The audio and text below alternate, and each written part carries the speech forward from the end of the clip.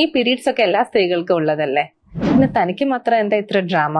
ഈ ചോദ്യം ചോദിക്കുന്നവരാണോ നിങ്ങൾ? എങ്കിൽ നിങ്ങൾക്കുള്ളതാണ് ഈ വീഡിയോ. ഞാൻ doctor Shemini, consultant obstetrician and gynaecologist, Sunrise hospital, Kochi. പീരീഡ്സിന്റെ സമയത്തുള്ള brain fogging, mood swings, depression, മൂത്രം ഒഴിക്കുമ്പോൾ ഉള്ള ബുദ്ധിമുട്ടുകൾ, അതായത് യൂറിനറി ഇൻഫെക്ഷൻ പോലത്തെ സിംറ്റംസ്, പക്ഷെ യൂറിൻ ചെക്ക് ചെയ്യുമ്പോൾ പസൽസ് ഒന്നും ഇല്ല. മോഷൻ പോകുമ്പോൾ പെയിന്, ഭയങ്കര ഫ്ലോട്ടിംഗ് സെൻസേഷൻ, ഫ്ലാറ്റസ് പാസ് ചെയ്യുമ്പോൾ ഉള്ള പെയിന് എന്നിവ പീരീഡ്സിന്റെ പെയിനോടൊപ്പം തന്നെ എൻഡോമെട്രിയോസിസിന്റെ ലക്ഷണങ്ങളായേക്കാം.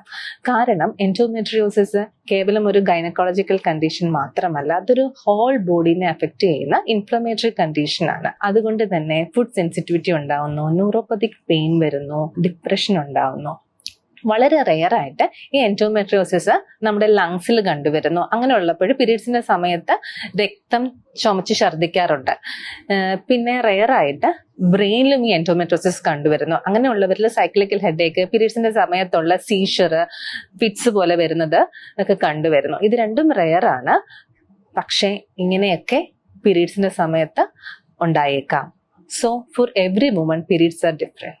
To all women, trust your body. To all men, believe women. Thank you.